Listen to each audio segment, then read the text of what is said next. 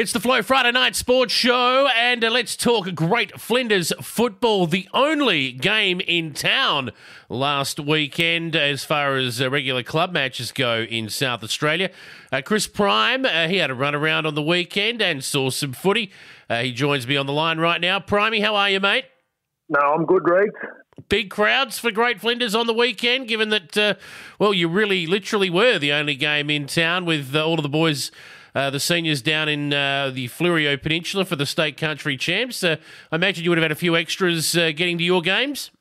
Oh, look, there was a few extras. I think more to the point, I think a lot of people enjoyed having a weekend off where they could either put their feet up or go and enjoy quite a pleasant Saturday. Yeah, I think that was the case too. But I know at Poochera there were quite a few, and that's where we're going to start today. Elliston Districts, they were at Poochera's only game there of the season. It was supposed to be even more significant with purple jumpers the plan, but unfortunately I don't think they got there in time, Primey. What did get there was Elliston Districts in the end in a very tight game of footy.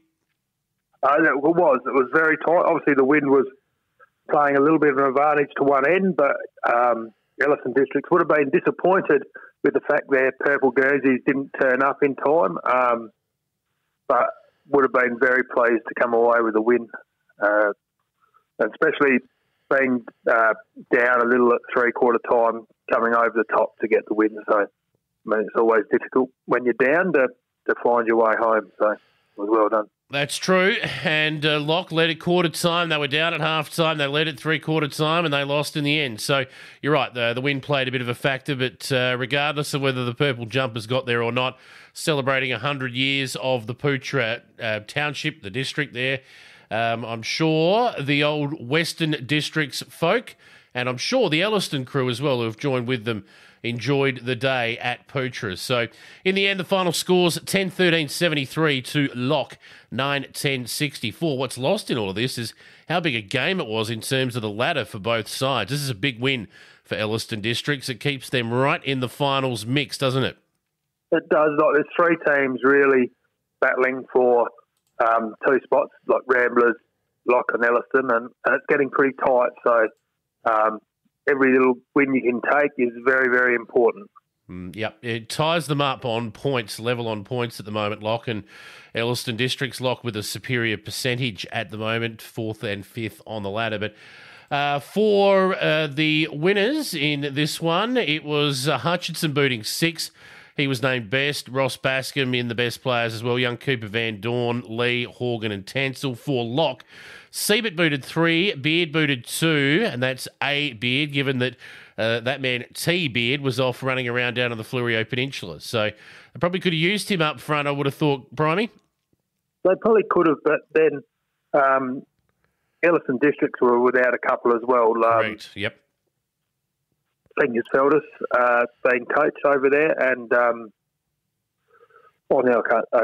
Young Cody Rosalia, Rosalia, yep, and who is always a good little goal kicker. So, maybe that balanced out, but I think Elliston Districts probably had that little bit extra to play for.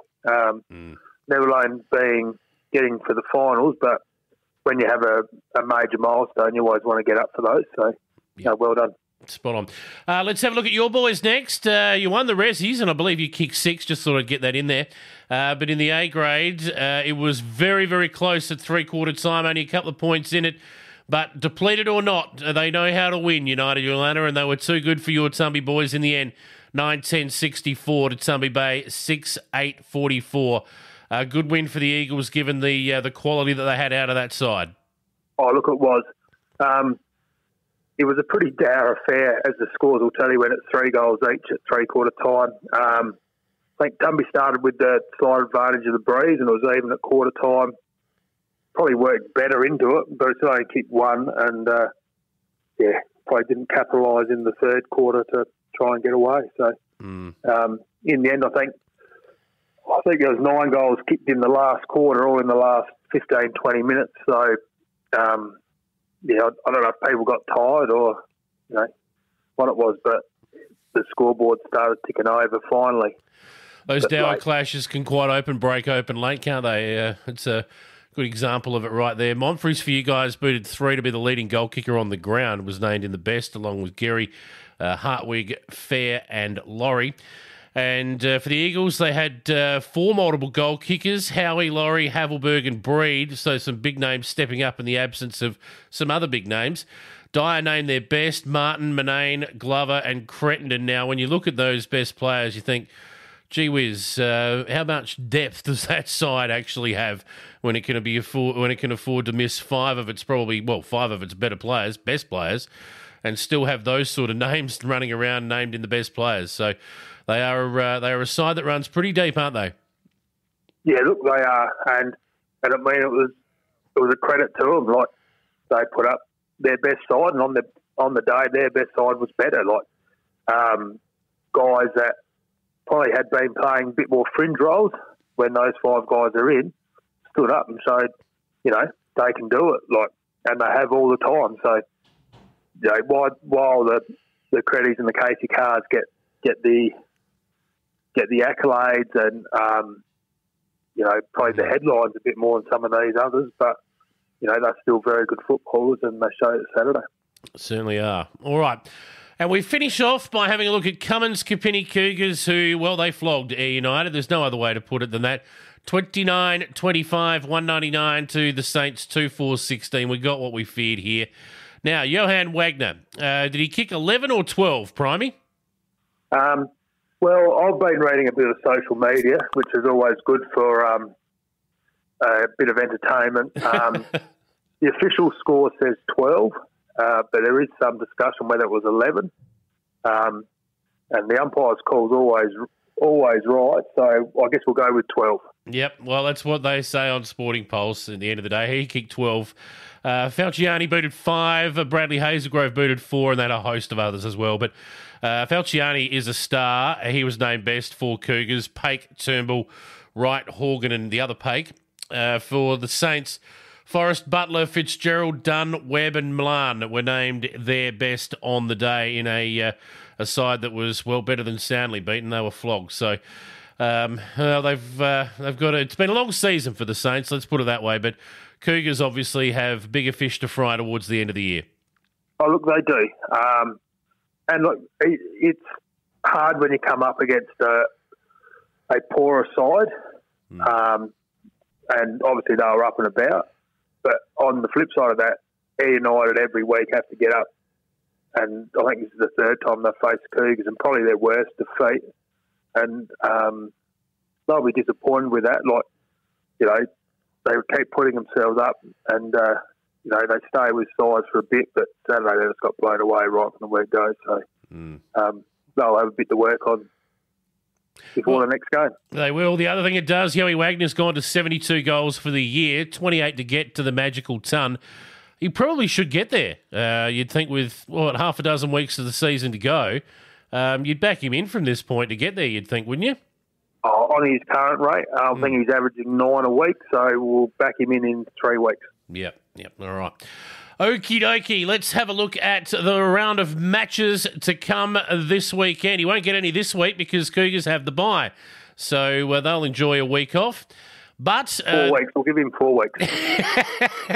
Yeah, he'll get there. But let's have a look at the games that will be played. First of all, there are some big games this week too. Ramblers must win at Karku against United Yolana. This should be an absolute beauty. It's match of the round stuff. The Yolana crew will probably start favourite on their home deck at Karku, but Ramblers are around the mark. Look, they are. As you said, I think Yolana will start favourites. Ramblers have tended to go with them when they've met this year to about 3/4 time. Then the bigger bodies of the Eagles sort of just take over. So, look, I think Yolana's getting ready for that business end of the season, and they'll be firing ready to go. So, I reckon they'll win by 3 or 4 in the end. All right. I reckon this is last chance for your boys. Tumby Bay, this is a huge game at lock, and it's a big game for lock as well if they want to cling on to that 4th spot and maybe see if they can work their way further up the ladder. But the Blues, if they don't win this, I think they're just about done for the year. It's pretty hard for Tumby to make it now. We're 2 games out of the finals with a bye to come. So Yeah, look, we're 2 games percentage behind Lock, so we have to win it. It's a bit of, not just looking at finals, it's a bit of pride. Like the boys will be disappointed not coming away with the win last week, so they'll want to front up again and show what they've got. So, yeah, look, and, it gets that time of year where if you can make the finals, you keep fighting, and if you can't, you're sort of just playing for pride and, it's fighting for each other. And I think that's what the boys are going to have to dig to now, like look around the room and say, well, hold it, I'm doing this for you, you do it for me. So they're just relying on too few at the moment. All right, and the last match of the round, Elliston Districts. Now, they are in 5th position on the ladder at the moment, effectively 15 percentage points behind Lock. They need a big win. There'll be no mercy for United at Ungara. Can the Saints get themselves up after a flogging last week? I don't think they can get themselves up. I think they can. Look, they'll battle it, and I think they'll make it hard work. And that's what they probably can aim at now. I think, make it hard work for Ellison Districts, and and stay with them as far as they can. But once again, it's hard getting your spirit back up after being broken so badly. But stranger things have happened. Play the spoiling role. My mail tells me you won't be heading up the highway to Lock. What have you got going on this weekend? I have a past players reunion in Adelaide, so I thought after 26 years of not heading back to one, it was about time I did. So we are obviously talking at the Redlegs, so off down the parade, and I'm sure they'll wine and dine you guys. Yeah, we're just a nice, quiet Friday lunch. We'll see how that goes. Beautiful. Good luck with that. That lunch will still be going at midday Sunday, I reckon, I'm tipping. So hopefully you get a chance to see some footy over this weekend, Primey, but certainly not your beloved Blues, those Redlegs instead. So all the best with that, and we will catch up with you again next week. No worries, Regs.